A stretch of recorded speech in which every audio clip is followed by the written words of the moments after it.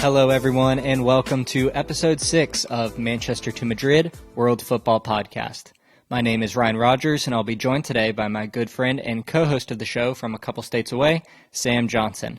Today we have a packed episode planned for everyone where Sam and I will be discussing the remainder of the Premier League season and giving our final standings as well as individual awards for when the league is finally all said and done later this summer, along with our usual football news on top of that. But before we start, I'd like to give a huge thank you to all of our listeners thus far.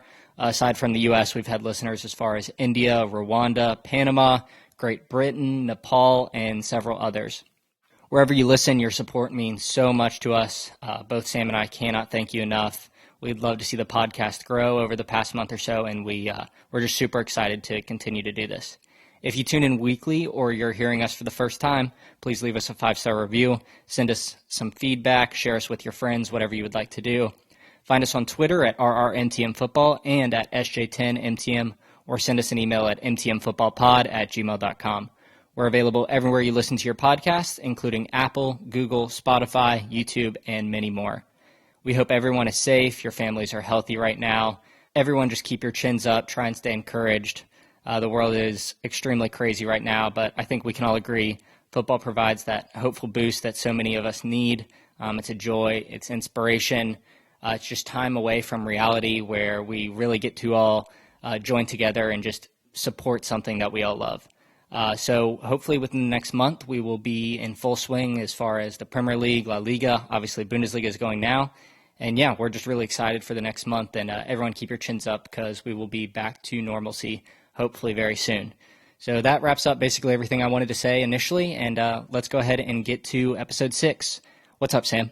Yeah, Ryan, not much is going on with me this week. Just started working again, so I didn't get to watch any football. But most of the results were pretty predictable, so no shame really missing anything. Just to add on something you said really quick, if you guys want to get involved with us on social media, please do. We want to make this podcast grow, like Ryan said. So if you've got anything to say at all about anything we say, definitely hit us up on there.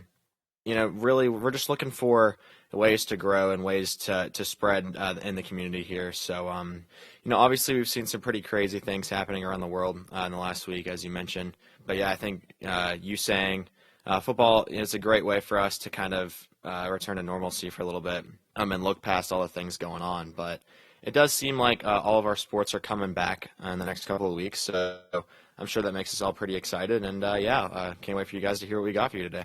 How's it going, Ryan? Yeah, so this past weekend's been pretty good. I put out another article for Blanco Talks discussing Marco Asensio's return to football coming up very soon. As many of y'all know, he tore his ACL in the preseason at the beginning of the year, last summer, I guess. And so, he's had a very, very long return process, a long recovery, and it looks like he's back in full training. His knee's holding up, and he's just extremely excited to get back on the field. So in my article, I kind of covered his rise over the past 3 or 4 years at Real, and then his eventual return that's coming up. So that was super fun because Marco Asensio is one of my favorite players. Definitely go check out that Blanco Talks article. If you have a chance, look at their other stuff. Blanco Talks is a great place for football news, especially Real Madrid. Follow them on Twitter, and definitely check them out if you're given the opportunity. So I'm going to go ahead and kick it over to Sam, and he's going to give us his bold prediction for the week. Yeah, so my bold prediction for this week is pertaining to the match we saw this afternoon and the performance of Jadon Sancho. I think there's been a lot of rumors with him to kind of leave Dortmund, Manchester United, Liverpool, all of the above, kind of being interested in him this summer. But I do not see him leaving this summer. I think the price for him will just be too high for these teams to justify kind of dishing out 100 mil plus euros, sterling, whatever it may be. I think obviously he's extremely talented, and I think any team would love to have him. And any other summer, I could definitely see him moving. But this summer, just with everything going on and the status of every club in Europe and Dortmund's success right now, there's no reason for them to kind of want him to leave right now. So, yeah, I think he'll end up staying put this summer.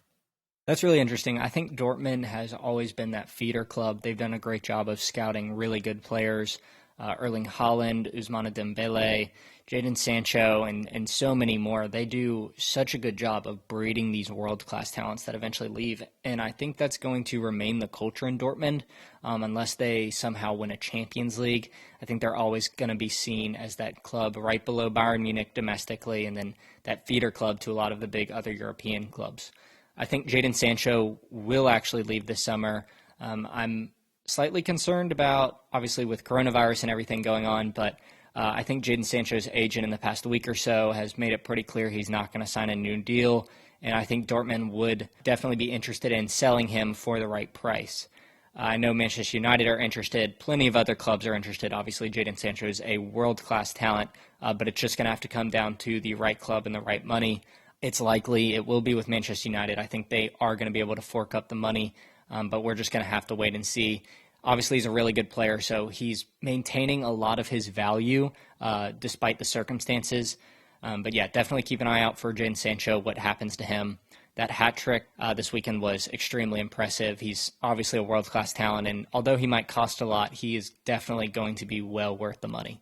It's an interesting point when you talk about kind of his value with the coronavirus and everything. I think we've seen a lot of players go down in value as we see teams have less money to spend and kind of, players wanting to get out of their current situations. But I think there's a couple of players we see around the world, their values have just been skyrocketing. Jadon Sancho and Kai Havertz being kind of the two that come to the forefront. But Jadon Sancho, it's like you said, incredibly talented player, and we'll see if those teams would be willing to dish out that amount of money. But I just can't see it happening this summer.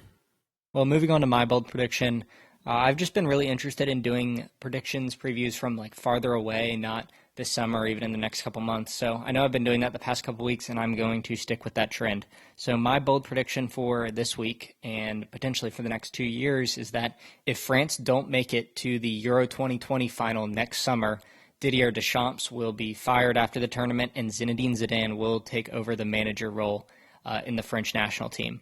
We've seen Zinedine Zidane in the past be extremely unpredictable. He resigned right after Madrid won their 13th Champions League completely out of nowhere. There was some behind-the-scenes stuff going on with, Cristiano Ronaldo eventually leaving. Zinedine Zidane seemed to know about that ahead of time. He's asked plenty of times for Gareth Bale to leave. Gareth Bale stuck around.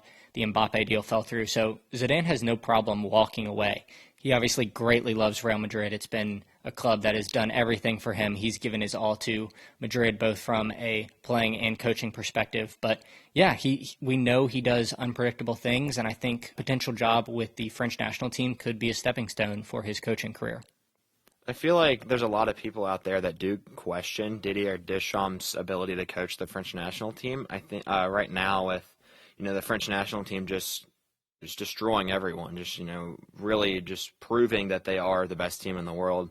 It'll be hard for anyone to justify, I think, him being fired this summer or next summer, when the Euros come around. But I could definitely see that. I think that Zinedine Zidane is kind of meant to really take that role eventually, whether it be for a long time or whether it be just for the short term. But, we talked about it in the last couple of podcasts. The French national team will be the top team in the world for a long, long time. And so if Zidane were to kind of get on board with that and really be associated with the success of the team, that could really push his kind of standing to one of the best managers of all time, with him being one of the best players too. So it'll be super interesting to see.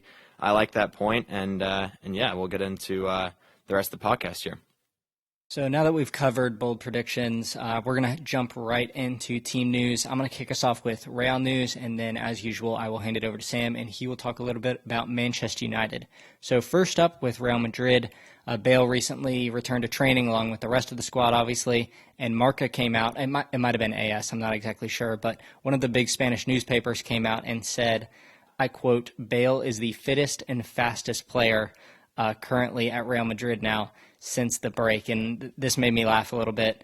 It's really ironic. Obviously, he's a freak of nature and he's crazy athletic, but, he's going to step on the field and then, boom, another injury. So I just thought this was like a funny little joke. I don't know if Sam has anything to say about this regarding Gareth Bale, but yeah, I just thought it was funny that Gareth Bale all of a sudden is now our fittest and fastest player. Well, we all know Gareth Bale's athletic ability. We've seen it over the course of his career, but you are right. It seems like every time he steps on the field, he's just he's cursed. He just breaks something, tears something that always happens with him. But there's no denying that he is a very good athlete. But yeah, you're right. Next up is the Casemiro extension that recently happened. Apparently, Real Madrid is no longer publicly releasing any statements regarding contract renewals, which is definitely interesting. Madrid didn't cite an official reason regarding this, but yeah, Casemiro has extended his contract through 2023. It happened either a couple weeks ago or even a couple months ago. Like, this has kind of just been under the radar, but yeah, it's great news for Real. We've signed the best holding midfielder in the world, extension for a couple more years, win-win for Casemiro and for Real. He's a fantastic holding mid, and yeah, just super, super excited. Zidane loves using him, and he's really been the perfect complement to Real Madrid's midfield that they've had going on for the past couple years now. Next up, obviously, the Santiago Bernabéu is under a ton of construction right now. Florentino Perez has been funding a huge renovation that's occurring as far as the stadium goes. We've seen remodels, different designs of a covered roof, as well as him just really modernizing the Bernabéu. So because La Liga is right around the corner, we are going to have the rest of our games in the Alfredo Di Stefano Stadium, which is a much smaller stadium that the Castilla teams usually use. And because of that, Real has been working tirelessly to have that stadium prepped for the remainder of the season.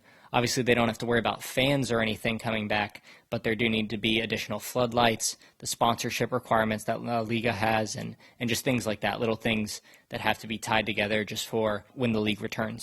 So yeah, Alfredo Di Stefano Stadium is well underway and will be ready for when Real Madrid have La Liga returning in 2 to 3 weeks. And then last on the news regarding Real Madrid, there have just been so many numerous contradictory reports regarding transfer rumors at Real Madrid. It is still May. It'll probably be June, I guess June 1st when y'all are hearing this, but I'm just so fed up with transfer rumors already, especially with Real Madrid. It's so exhausting. And the window hasn't even opened yet, and we don't know if there even is going to be a window this summer. But yeah, we'll have Marca say one thing, one morning will come out and say Camavinga picks Real Madrid, Odegaard's coming back. Madrid are looking at players like Kai Havertz and just all sorts of crazy reports left and right. And then the next day it'll be something like Real Madrid aren't going to be signing any players this summer. Zidane and Perez have talked about it and have planned for 0 arrivals, and we're just going to focus on sales. So yeah, it's just already exhausting. Don't put too much energy and effort into the reports right now, especially with COVID and everything going on. Reporters are finding it hard to really get close, really talk to the people they know inside the clubs with all the leaking and information that's going around. So yeah, that's basically it for Real Madrid news. What's going on with Manchester United? Yeah, with United this week, not much has changed. The one notable thing being is the team is back in training. Of course, with the Premier League announcing that it is going to start up on June 17th, which is super exciting for everyone. So the teams are back in training now. For United, that means we see Paul Pogba, Bruno Fernandes, and Marcus Rashford all in training together, which is super exciting for us to see, us United fans. I think there were certain parts of the season where if we would have had all 3 of those players fit and healthy at the same time, we would have gone on a really strong run. So yeah, I think we'll come back strong and we'll see what happens there. But yeah, the whole team's training now. Of course, with social distancing still going on and everything, we'll see a pretty similar approach to what the Bundesliga did, which has seemed to be working really well. And yesterday as well, they did testing across the board for Premier League staff and players, and there were 0 new cases, and I think there might even be 0 positive. So the Premier League looks like it's definitely back very soon. Yeah, absolutely. And I think we saw a couple of weeks ago, we saw the third test come back, the third round of tests, and it had maybe 1 or 2 positive tests on it. But I think it's kind of a worldwide kind of thing right now where the amount of positive tests are going down. And so we're seeing a really positive atmosphere around the Premier League, especially right now. Next up for United is going to be Angel Gomez. Now, United fans, I think, will all share my frustration in the Angel Gomez situation. We've seen him go from a wonder kid when he was 17 years old, 16, 17, but he's really never hit that huge growth spurt at some point, of course, figuratively, not necessarily in terms of his height, which he is a short player. But no, he's an incredibly talented player, and it would see him leave, but he hasn't taken that step up. And I think to be a really successful player at a club like Manchester United, you have to take that step up. You have to really excel at the U23 level to move on to the first team. And we've seen him have maybe 1 or 2 first-team appearances for the last couple of years, but nothing really extended period of time in the first team. So I think we could definitely see him leave this summer. Chelsea being thrown around, a couple of smaller teams in the Premier League being thrown around as well. And we would hate to see him go, but definitely a possibility this summer. And then last off for the United news for this week, I've talked about it the last couple of podcasts actually with the whole Alexis Sanchez thing and then the club trying to get him off the wage bill. We're seeing him not necessarily get the amount of interest that we thought he might have. Obviously, being on the huge wages he has, there's really no reason for him to want to get off those wages. It's kind of a Gareth Bale situation where he's being paid so much that maybe that's kind of affecting his headspace. Do I want to keep playing football competitively, or do I just want to sit back and take the money? So we'll see that. I think United are trying to extend the loan with Inter Milan. We didn't see him play very much at all this season through injuries, of course, which have haunted him the last couple of years. But yeah, we'll have to wait and see if we sell him, if we try to get him off the wages completely, or if a kind of another 50-50 loan spell is on the horizon. How long does he have left in his deal exactly with Manchester United? I'm not sure to be exact. It's got to be at least 2 or 3 years because there's really no talk of him. Of his contract expiring anytime soon. I think it's just one of those that will just go down as one of the worst transfers of all time, one of the worst swap deals of all time, of course, for both United and Arsenal, both players, Mkhitaryan and Sanchez, really just flopping. And with the added pressure of the amount of money he's on, I think that why wouldn't he just sit back and take the money at this point? And so we'll certainly see, but I think it is definitely a couple more years at least. Well, next up, we're going to move into our winners and losers of the week. I'm going to kick it over to Sam, and he's going to go ahead and tell us what he thinks are the biggest winners and losers from the weekend's fixtures. Yeah, so mine is kind of a more general, my winner is kind of a more general statement for kind of fans all over the world. With La Liga and the Premier League returning in the next 2 or 3 weeks, football fans in general are my winner here. I think we see competitive football coming back. We've had a couple of weeks of the Bundesliga now to kind of get us acclimated to football coming back, but now we see these more competitive leagues coming back, our favorite teams starting to play again, and so that's why football fans in general are my winner here. My loser for this week is going to be the entire Bundesliga, not from a fan's perspective, but just from the individual team's perspective. We're going to see Bayern win an 8th straight title this year. It's almost certain at this point. We just don't see them taking their foot off the gas at all. Robert Lewandowski keeps scoring. Alphonso Davies, we've seen him score a couple of goals in a couple straight games here. So Bayern do not look like they're going to let off, and that is why the entire Bundesliga is my loser here, because it is just – I don't think it's healthy for the Bundesliga to see Bayern winning every year. I think last year the last couple of years we saw a more tighter title race, but this year it's going to be Bayern's, and they're pretty much blown it away at this point.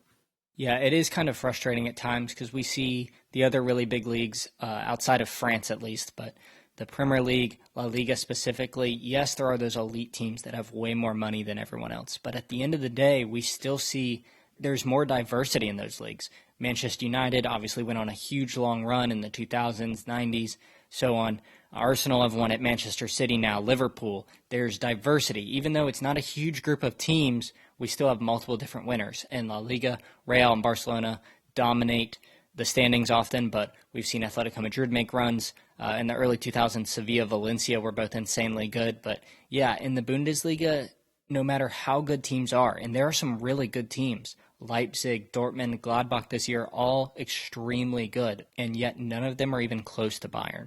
And that's kind of why I questioned Dortmund this summer and them selling Jadon Sancho and them, because they've made great signings over the last couple of years. Julian Brandt, Thorgan Hazard.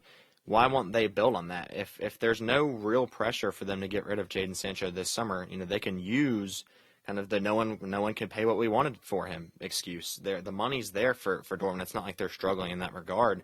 They're the closest team to Bayern, and if we want to see anyone catch Bayern over the next 4 or 5 plus years, it would be Dortmund. And so obviously, like I said, the money would be great, and for a club like that, kind of the feeder club, it would certainly help them to reinvest elsewhere. But in my opinion, Dortmund are the closest. But if they do get rid of Jadon Sancho, Bayern are just going to keep winning, and nothing's going to stop that. I would like to add on something to that. We look at Manchester United and the situation with Paul Pogba, and I think Dortmund see that, and because they are more acclimated to being a selling club, they see the issues that were created when Paul Pogba was forced to stay at Manchester United for an additional 1, 2, maybe even 3 years now. his heart, his head is elsewhere. And although he's a world-class talent, he really just doesn't want to be there, and that's the truth in it. And I think Sancho, after this year, isn't going to want to be there either. I think Kai Havertz, after this year, isn't going to want to be at Leverkusen. And these German clubs are a little more acclimated to selling to these big European giants, and they think, if we keep these players around and force them against their will to play for us, their performances are going to go down. They add some bad morale to the locker room. So they just understand at some point the money is worth taking as opposed to keeping these players around. I guess from a fan of a giant club like United and you being a Madrid fan as well, it's kind of weird for us to see players want to leave our clubs like that. And Paul Pogba, whatever situation we're seeing, seeing players kind of get bought for these, amazing prices. And, morale issues might not be as big of a deal for the giant clubs because they can kind of push that aside. But you do bring up a good point there with Dortmund, and maybe it would be healthy for them to get rid of him, but we'll just have to wait and see, I guess. So my winners and losers for this week. First off, my winner, and that is Eintracht Frankfurt. They picked up a massive, massive win against Wolfsburg on Saturday. I believe it was 2-1. It's their first win in quite some time.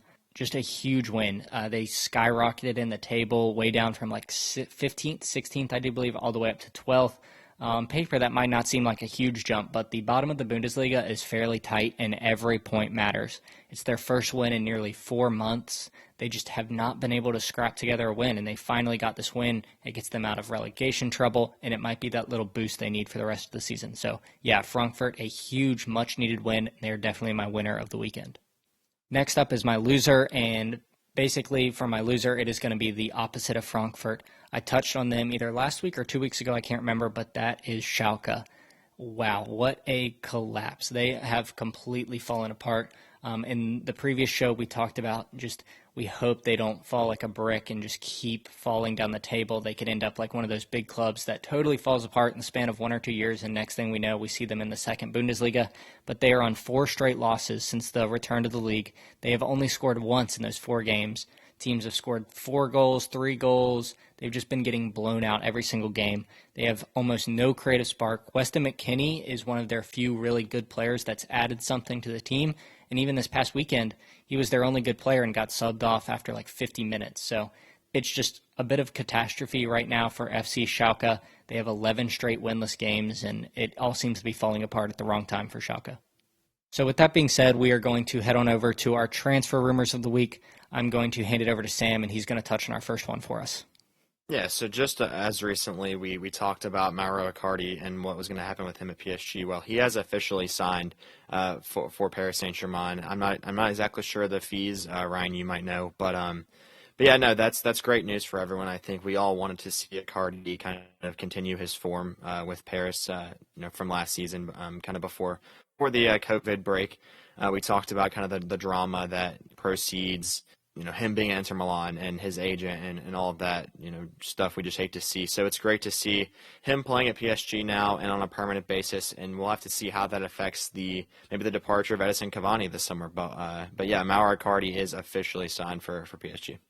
Yeah, last week we talked about, we have no idea where Mauro Icardi is going to be. He could stay in Paris. He might have to return to Inter, which would be extremely harmful for both club and player, or we could see him even in the Premier League, and then boom, out of nowhere, a day or so ago, he's signed for PSG. I think it was around $50 million as the fee with some add-ons here and there, so it's pretty funny. PSG still, despite everything going on, are not struggling with money. They just pull the trigger whenever they want to for the most part. They seem to get away with fair play, any sort of fair play regulations. So, yeah, Mauro Icardi to PSG for around $50 million. Pretty good fee for the most part, and yeah, I think he'll be really good. I think he finished the season with 20 goals, I want to say. Edison Cavani is probably going to leave at the end of this year, next year at the latest, so PSG will have a striker for the foreseeable future. I think it's pretty significant because we see our first major signing for this summer. We were kind of, back and forth between whether we'd see major signings happen at all. And I think with this being a player of that stature, it's great to see. It's great to see clubs actually doing things, moving forward with the transfer window. And obviously, it hasn't started yet, the transfer window, but whenever that does, the move will be completed officially. So, but yeah, very significant. We see a transfer happening, and that should lead to more really soon, I think. And next up on the transfer rumors list, I think we're going to talk about Odion Ighalo. We talked about him, I think, 2 or 3 weeks ago, whether he'd stay at United, whether Shanghai would want him back for the rest of their season as well. But I think he is close to extending that loan at United. I think his agent is in talks with both United and Shanghai to really get something going here. He loves United. He's kind of a cult hero now at our club. So I think it's a really good chance of him extending that loan to the end of this season. In my opinion, he won't stay any longer than that, but just for us to have that backup striker for the rest of this calendar year would be really helpful for us. And we've seen him do great things so far, and I think he'll continue to do so. Given the circumstances with everything going on, in your opinion, Sam, would you theoretically want to see him stick around for longer, maybe another year or so on a full-time deal, or are you happy with him kind of returning to China after this season? Well, we saw him get signed to United on that loan because of the emergency situation we were in, because Marcus Rashford wasn't healthy, because there was really no natural backup to Anthony Martial. So I don't think there's any need for him to stay after this season. Of course, he'll be remembered for his love for the club and for his openness to staying at the club, when there's a massive contract on the table for him in Shanghai. But in my opinion, there's no reason for him to stay, and I think it'll just be a this season type deal. Last up on our transfers is Saul from Atletico Madrid. This is a really interesting one. Again, just a bit crazy. Players often don't really come out and be extremely blatant about potential transfer rumors or hinting. Usually they leave that up to their agents that plant seeds into the media or at clubs, different things like that. But Saul has come out and said on his official Twitter account that he will be announcing a new club in 3 days, probably 2 days, even 1 day when you're hearing this or when it goes live, I guess I should say. But nobody really knows if this is like actual transfer news or if this is some PR stunt where he's going to be joining some potential sponsor. We'll have to wait and see. But yeah, really, really weird one. So I guess just wait for Saul to have this official announcement and see what it is. Personally, I don't think this is transfer news. I think he's going to do some sponsorship deal. A couple years ago, he did sign a 7-year deal with Atletico Madrid, so an absolutely huge deal. You don't see deals that long in soccer, at least anymore. So yeah, I don't think there's really anything here, but I know it excited some fans around the world, particularly ones that support Manchester United. I think he's been super closely linked to us for the last couple of years. He's just one of those players that we always are linked to every year, no matter what his situation is with Atletico Madrid or what our situation is. I don't even think we need him really this summer, but I think this is just one of those we see the player really trying to gather attention to them and their social media. It's like what you said. He's going to announce some kind of new sponsor deal or something in the next couple of days, and we're going to learn that there's really no new club going on in this. It's just a media stunt from him. Props to him for phrasing it that way, though, because, he achieved his goal. He's definitely going to get a lot of attention for this. Tons of newspapers from around the world are reporting on this, even though it's probably not even transfer news. Well, with transfer rumors out of the way, we are going to go ahead and get into our main segment for the show, and that is finally quarantine is, for the most part, over EPL preview.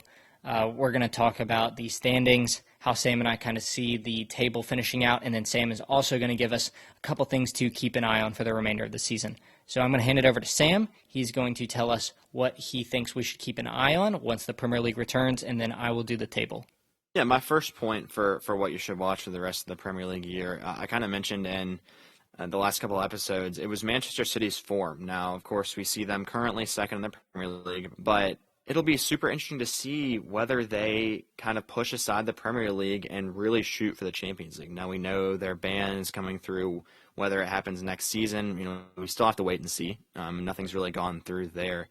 It'll be super, super weird to see whether they kind of play their young players in the Premier League, whether they kind of push aside the Premier League and do everything they can to make sure that their top players are fit for the Champions League. Of course, they have that second leg against Real Madrid coming as soon as we get back to Champions League. And so we might see them play their first team 1 out of every 3 games just to keep them healthy, acclimated.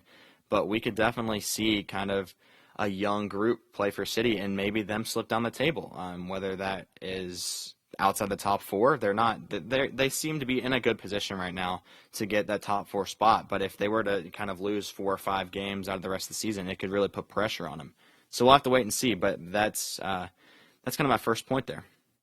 It all comes down to when the Champions League returns. I think if we're not going to see UCL play till August, then it would probably be in the best interest of Manchester City to play their first team. It gets them healthy. You only get into game shape by playing games. And if all those players are ready to go, they end up finishing second in the Premier League, and then they're roaring to get back to play against Real Madrid in the Champions League come August time in this mini tournament that's supposedly been in the works. Then I think it's definitely probably the right decision for Manchester City, and hopefully we'll be able to see their full-strength team because they are a joy to watch. Pep Guardiola's team is so good. They're so much fun. Kevin De Bruyne is an absolute world beater. So, yeah, definitely keep an eye on what Manchester City do when it comes to balancing the remainder of the Premier League and the Champions League. I think it's just that, what you're saying with Kevin De Bruyne. Kevin De Bruyne is a top 5 player in the world. I think no one's really going to argue with you there.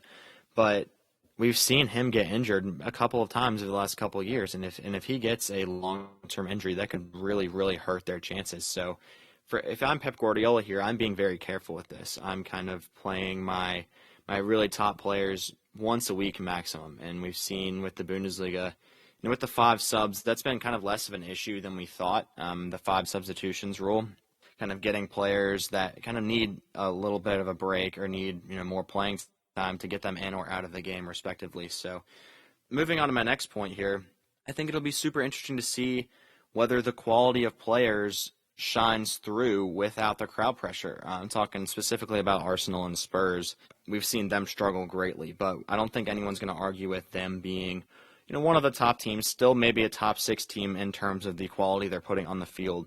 So it'll be super cool to see whether they stick to the form they've had before the break, which is pretty negative, pretty down, or do they flip the script and just play with no pressure? Because if they play with no pressure and they play with the ability that their players have, then I think we could see them put together quite a few wins in a row here, and I think we could see, a more normal top 6 form by the end of the season. But in contrast to that, do Wolves and Leicester continue their form for the rest of the year? Do they keep showing us, that special talent that they have, that special ability, well-coached teams to keep pushing, to keep winning games? My problem with Wolves here in this situation is their squad depth. They don't have the best squad depth, and the way they play kind of requires a lot of energy and a lot of running. So, will that affect them? How will that affect their form? And Leicester with Jamie Vardy. Ryan and I were talking about this before the podcast. Vardy is getting up there in age, and they rely on him so heavily. So do we see him play 3 times a week right now? Maybe not. Maybe we do, but we'll have to wait and see. But the return to form for specifically those 4 teams, I think, that I mentioned will be super great to see. I think Arsenal specifically is definitely one to keep an eye on. Mikel Arteta has kind of brought that spark back that a lot of people were wanting. The fans seem to really back him, but still, because of their performance on the field, there's this constant, this very consistent negative sort of aura or environment, if you will. There's just fan pressure. It's a bit of a mess at times. They can make one mistake, big mishap in the back, like David Luiz making some dumb error or something like that, and then boom, they kind of fall apart. And they have so much talent. Obviously, Aubameyang is a super good player. Lacazette is way better than how he's been playing the past year or so. Ozil still has tons of talent, even though a bunch of people don't like him. So, yeah, they have tons of talent. Leno has actually been a really good goalie. So definitely keep an eye out for Arsenal. It's one of those situations where maybe no fans will actually benefit them as opposed to hurt them. And so my last point out of kind of the 3 things that we need to watch for the rest of the Premier League season is the relegation battle. We're seeing a lot of parity in the Premier League. Obviously, we see Liverpool kind of running away with it. Other than Liverpool, we've seen a lot of the smaller teams kind of knock off the bigger teams multiple times this year. So we're seeing a very strong group of relegation candidates. Now we've seen, obviously, upsetting for Ryan here and his love for Norwich. Norwich do kind of look like a lost cause at this point, being so far down the table. 6 or 7 points behind where they would need to be to kind of guarantee safety at this point. But we see 5 teams within 4 points fighting for those 3 places outside of the drop zone. And obviously, there's been in the Premier League history, we've seen kind of 38 points being the magic number, where if you have 38, then you're 99% safe. We could see that in jeopardy this year. We could see a team with 38 points go down. I think that's definitely possible, with the amount of points that these lower teams in the table are picking up. Obviously, we'll have to examine the run-ins of these teams West Ham, Brighton, Watford, Villa, and et cetera around that drop zone, but it's super up in the air at this point. It could be one run of form could save you, one negative run of form could drop you down to the championship. Yeah, what's extra crazy is the fact that you said 38 points is the magic number, and currently 12 through 20 in the Premier League table have below 38 points. Now, granted, Everton is in 12th and they're on 37 right now. They're more than likely safe, but yeah, the relegation battle is definitely something to watch. Don't just watch those big top six games, because the relegation battle can produce some extremely exciting games. And although some of these teams have been struggling with getting the points, they actually have a lot of talent, some really good players. Several of them have no problem scoring goals. It's their defensive mishaps, their constant errors, or it could be the other way around where they just can't score goals, but they defend really well. Definitely some really good matchups we'll see at the end of the year. And the relegation battle is really a toss-up if you're looking at past 14th. Southampton's currently in 14th. I'm definitely going to touch on a lot of this in the table I'm about to do. But yeah, after 14, it is a total toss-up as to who is going down. Unfortunately, my beloved Norwich, my Timu Pukki, one of my favorite strikers, probably headed down. They are really, really struggling. Goals galore, but just cannot defend. You can't win allowing 4 goals a game. So yeah, Norwich are probably a lock. But other than that, we really have no idea what could happen. And we can just compare this to the Schalke situation. We've seen Schalke, like you said, win no games in the last 11. And I think a run like that from a Brighton or a Watford or even a West Ham could see them going down this year. So that's super, super concerning for fans of those teams, but super great football, super great TV for the rest of us to watch. Yeah, the other interesting thing, and I guess this is the last thing I'll touch on, this is a total restart for everyone. You could have really bad form, and unfortunately for a smaller team, bad form at the beginning of the year leads to bad form middle of the year, and there's just no coming back. There's no return. Leagues of this caliber are extremely unforgiving, and 5 or 6 games without a win could see you eventually relegated. And now that it's a restart for everyone is going to have new form. There's probably going to be injuries to key players across the board because players haven't played in so long. So yeah, we could definitely see this even the playing field. That just only makes the relegation battle more exciting when it returns. So now that Sam has told us about his 3 things to keep an eye on when the Premier League returns, I'm going to jump into what I think the table is going to look like when the season eventually ends. There's going to be some teams that are going to remain in the places they're in. Others are going to be shuffled around. But yeah, let's get into it. Sam, feel free to jump in whenever you want to add something to one of the standings. First up, and this is no surprise to anyone, it is Liverpool. They have blown everyone out of the water. Manchester City have had some unfortunate losses this year, meaning there hasn't been that competitive excitement that we usually see at the top of the table, teams battling it out for the trophy come the end of the year. Liverpool have just really destroyed everyone. They're currently on 82 points as I'm talking about this. Manchester City are worlds behind on 57. So yeah, first place done and dusted. Nothing to see here, and we will move on. And what a blessing, real quick, it is for Liverpool to not have to worry about anything right now. Their season's over pretty much. They have nothing to worry about. They can just look forward to raising the Premier League trophy at the end of the season. And so it's a great opportunity for them to kind of experiment, to kind of figure out which direction they want to go with the squad in the next couple of years, and to figure out their plan for sustaining this success. Because we've seen over the last couple of years, a team could win a title and then drop off, mainly Chelsea in the last couple of years. In Leicester City, of course, less so. But yeah, no, it's definitely up to them to figure out what direction they want to go, what transfers they want to make, and experiment with kind of how they see the future going. Yeah, this is almost an extended preseason for Jurgen Klopp. He's kind of getting an extra month or so to sort of figure out which players belong for the future, which players don't. Naby Keita is one that was signed for a ton of money. Does he get to stick around in the future, or does he get sold this summer for a cut price fee? So yeah, it's like an extended preseason essentially for Jurgen Klopp, and I think this will only benefit Liverpool. Next up in my table, Sam touched on them earlier, and that is Manchester City. I do believe they will maintain second. With no fans, a lack of atmosphere, talent often shines through. We've seen that in the Bundesliga. No fans means the best players overcome players that are lesser than them, and they often win those games. And if we're talking talent in the Premier League, Manchester City is obviously right up there. They're top 2 for sure, arguably top 1. And yeah, Manchester City in second place. They've got An elite coach, elite players. They'll finish the year out in second. Champions League probably won't be till the end of the summer, so I don't think they're necessarily going to have to worry about that too much. But yeah, obviously worlds apart from Liverpool, but still finishing in a strong second place in the Premier League. Next up is Leicester City, and this is where things start to get interesting. I'm tempted to move up Manchester United, maybe even Chelsea. Even Wolves have a shout if they find really good form. But I think I'm going to leave Leicester City here just because there's a bit of a points difference. Between third and fourth, there is 5 points, and between third and fifth, there's 8 points. Sam was talking to me about this earlier, and he thinks United can pull through in third. He's probably going to touch on it when I'm done here. But yeah, I think Leicester City, they might not be as good as they were earlier in the year. A lot comes down to how much Jamie Vardy can play. At least this time has allowed him to recover from injuries that he's kind of been battling with this year. But, they don't really have another striker.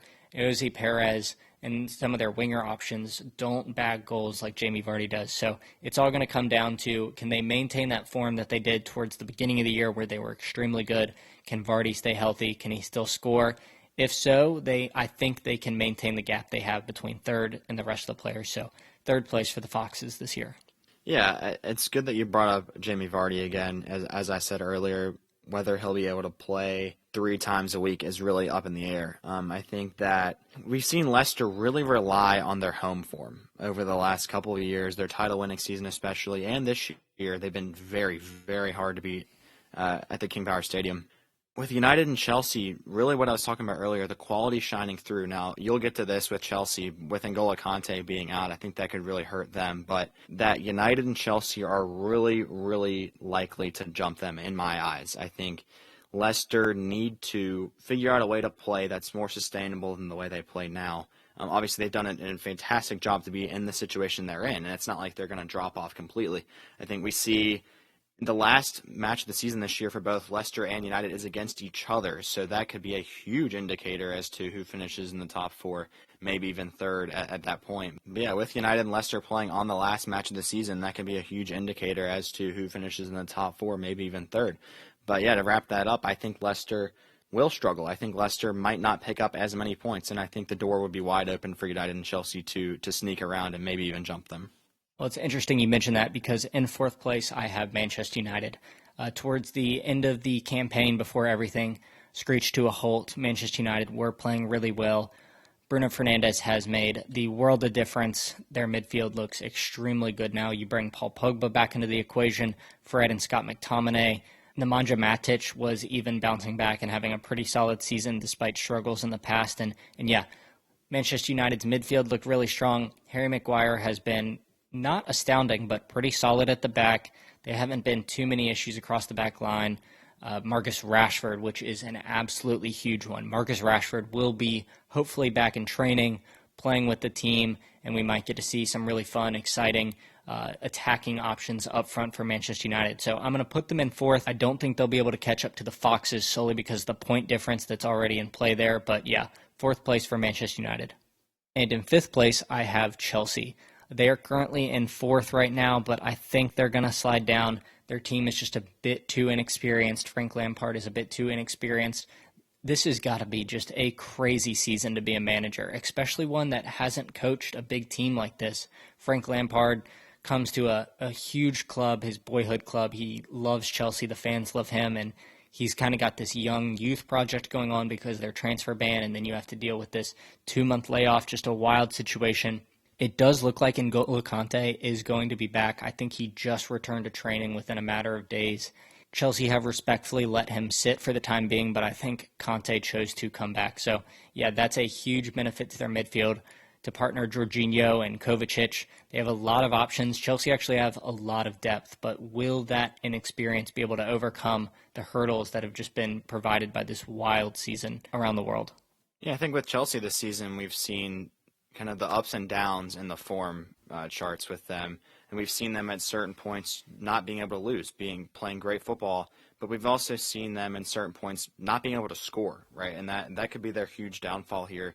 They've been fine in defense. Their midfield's been good, but they've struggled to get the ball in the back of the net with Tammy Abraham being up and down with his form, of course, starting the year fantastically, but kind of falling off there. Could the restart be kind of a reboot for him? We'll have to wait and see. And then, of course, Michy Batshuayi, Willian, all those kind of Pedro, all those kind of players that we've seen play really well at times, but they really do, in my opinion, need to put it all together if they're going to finish in the top 4.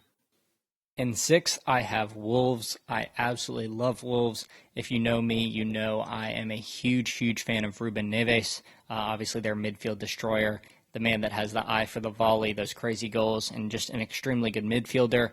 They're extremely well coached with Nuno in charge. They have some decent depth up top. Their midfield is a little lacking. Their defense can be a little lacking.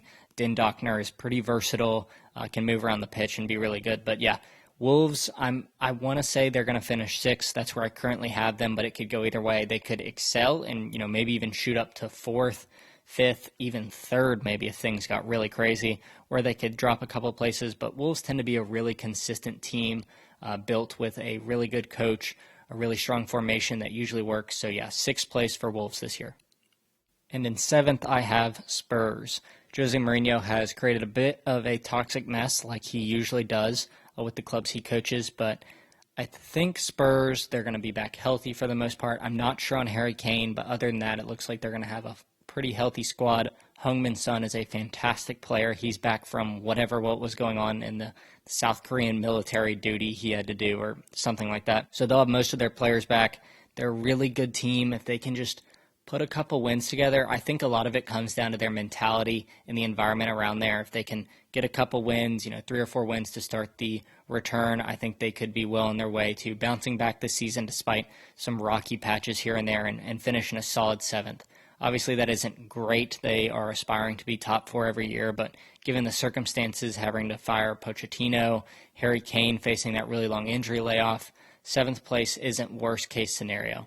Next up, and this is where things really start to get hard to predict, 8th through 14th, I want to say right now, it's just a matter of who can string together those points that really matter. Even those ties are really important. Every point counts here. So in 8th place, I have Sheffield United. It's all going to come down to, can they maintain the form? Now, I know I've said that a lot, but this is a restart for everyone. So if Sheffield United are able to return to the form they had earlier in this year, they weren't great by any means, but they were solid. They were hard to beat. They didn't allow a lot of goals. And yeah, I think they're going to be able to maintain 8th place, and that's where they're going to finish at the end of the year. Well, like I said, from here on out, it's really hard to predict. So I'm kind of going to coast through these remaining teams in these positions. Sam, jump in if you want. But yeah, I'm going to kind of try and get through these. 9th place, we have Arsenal. You can't predict this club. This club, just, you really never know. They'll beat a team 5-1 and look like Pep Guardiola's Barcelona, and then the next week they'll get shut out by Southampton and lose 2-0. So Arsenal, a total toss-up. I have them in 9th. I felt like that was a good middle positioning between how far they could fall or how much they could rise. Disappointing season for Arsenal, a bit of a mess all over the place, especially if Aubameyang leaves at the end of the year. But yeah, 9th place for the Gunners. 10th place is Carlo Ancelotti's Everton. Another one that has been just a really rocky season for Everton. Ancelotti, obviously a world-class manager, one of the best in the world, and hopefully he can get this team shining. They have some really good players. They're lacking some depth in defense, but hopefully they can get it together. They have good pieces, and yeah, I think 10th place is a good middle ground for them given the circumstances.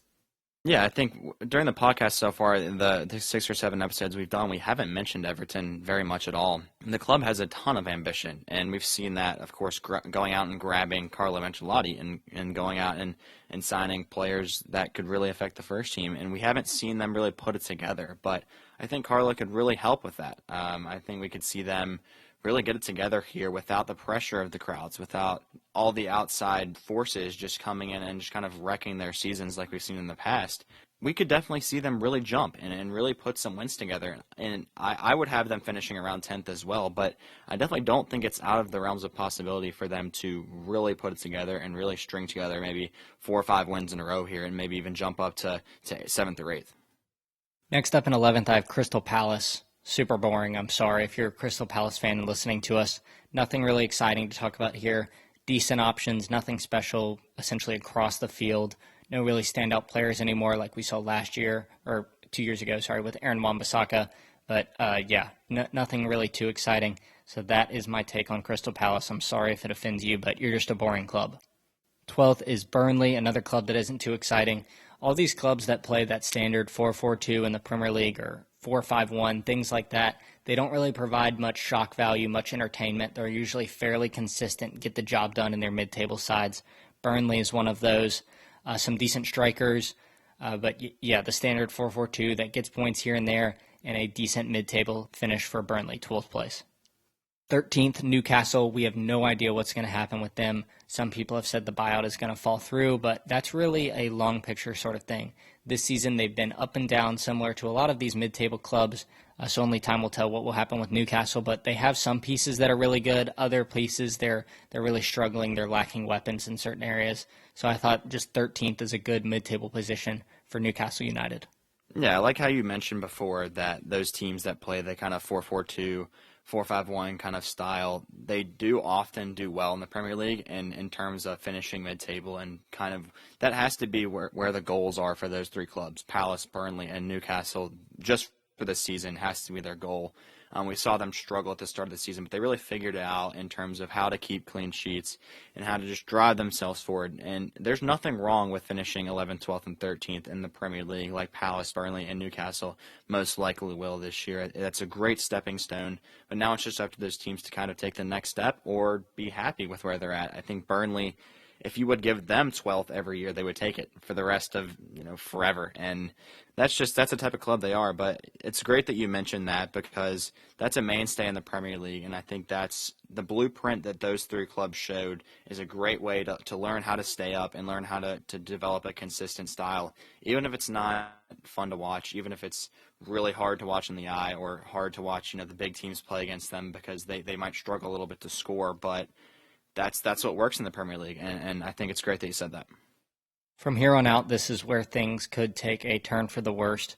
If 8th through 13th was hard to judge, 14th through 20th is essentially a total toss-up minus one or two teams. But yeah, I'm going to try and jump into this. Don't judge me if I'm way wrong at the end of the season, because like I said, who knows. 14th, Southampton. We've seen them be utterly terrible this season. We've also seen them pull out some crazy wins.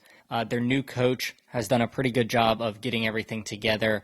They've been a lot better than they were towards the beginning of the season, so I think they're going to be able to maintain that for the most part. I'm sure they're going to lose a couple games. They'll tie. They might win a few here and there, but yeah, I'm going to keep them in 14th place, but they could potentially bounce up a couple spots, or they could more likely fall. So yeah, 14th place for Southampton.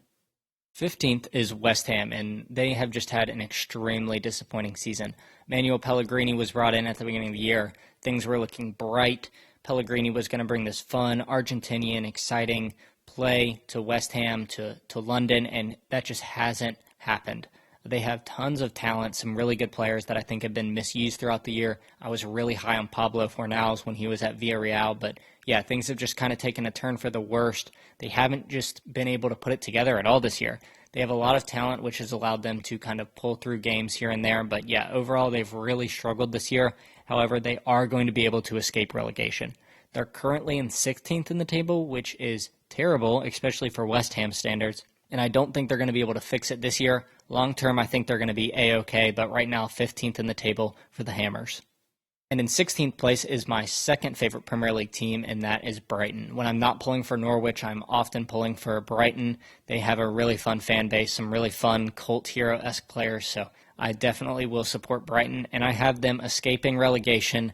This might be more of wishful thinking than it is a realistic possibility. Brighton are another one of those teams where they'll string together a crazy good game where they beat some big team and then get crushed by some minnow. So yeah, Brighton, 16th place for them. It's all going to come down to, can they keep a low amount of goals from going in the back of their net? That has been an issue all year long. Will Lewis Dunk be healthy? Will he be able to lead that defensive line? We'll have to see. Can Glenn Murray, Neil Maupay, the other strikers they have, will they be able to have the goals just enough to get them over the line and head into next year still in the Premier League? 17th is Bournemouth. I have them just escaping relegation, and we have touched on it multiple times in the show, but I think talent shines through when there's no fans, and Bournemouth are going to be able to edge it and just stay up. Eddie Howe is a really good coach despite their really bad season. I am very high on Eddie Howe. I think he has a bright future ahead of him in England. They have some really good players. Callum Wilson, Josh King, recently linked with Manchester United. They have some really good players. Ryan Fraser, another pretty young, exciting winger. So yeah, they have good players. Can they be able to just keep it together? They don't have to be great, but just enough to stay in the Premier League one more season and then be able to bounce back next year. So 17th place for the Cherries. And now our 3 relegation teams. 18, Watford. I think they're going to swap with Bournemouth and eventually go down. They were absolutely dreadful at the beginning of the year, just dead last. Horrific team. Gone through a couple different managers, recently rebounded, but this has been just a wild ride for Watford, and I think it's going to end with disappointment. I have them finishing 18th and going down into the championship. 19th is Aston Villa, and 20th is Norwich City. These might come as no surprise. Aston Villa have really been extremely disappointing this year. They have really good players, John McGinn, Jack Grealish. They signed some really good players over the summer and January transfer windows, but it's one of those situations where too many signings equals poor performances. Teams can't mold together. They don't have a lot of chemistry. They've also had to deal with some really bad injuries to Wesley, their starting striker. And now that I think about it, John McGinn also suffered a really bad injury. They might come back now that we've had this extended 2-month break, but I think it's too far gone for Aston Villa, and they go right back down.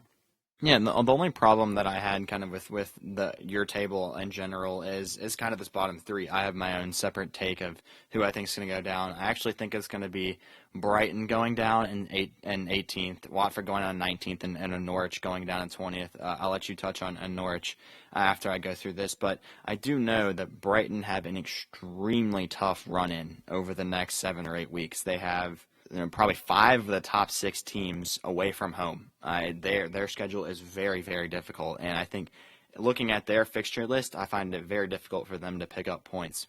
I see Watford dropping down to 19th. It's like you said when you touched on them, their form is just all over the place. It can be terrible, and then one week they can beat Liverpool.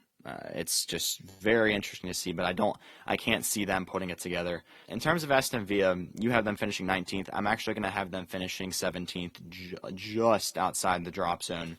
It's like what you said with the talent they have. They have Jack Grealish, and they have John McGinn, who I think it will be back. So I think they'll just have enough. I think they play really well together when they're on their game. They can beat anyone in the Premier League. It's just overcoming the pressures there, overcoming whatever's holding them back. Maybe it is the fans. I think we could see them just sneak out of it.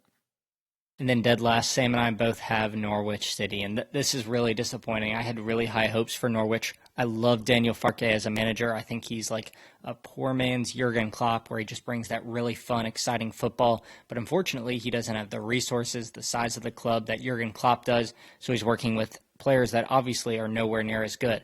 Granted, they do have some really good talents. Emmanuel Buendia, Timu Pukki, they have some actually pretty good defenders, but just when you put it all together, it just hasn't worked for Norwich. They're fun, exciting football. You take that step up into the Premier League, and it comes back to bite you in the butt because they're just all over the place.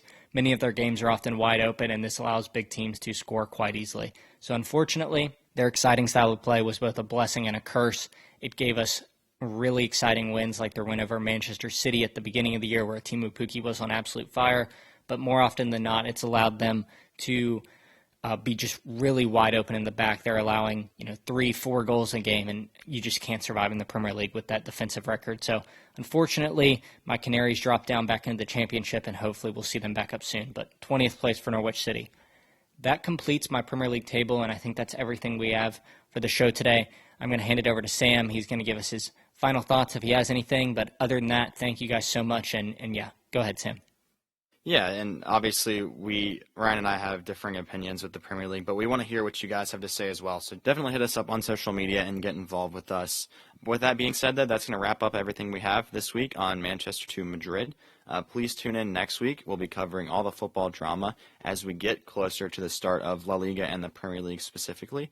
If you like what you heard today, please subscribe to us, our podcast on Google, Spotify, Apple Podcasts, and follow us on Podbean as well, and rate us on all those platforms as well, as we'd love to hear from you, and we'd love to see what you have to say about the podcast. Share us with your football friends, and we are on YouTube as well, so if you're interested to listen to us there, check us out and subscribe and like the podcast as well. Thank you guys so much for the support, and we will talk to you next week.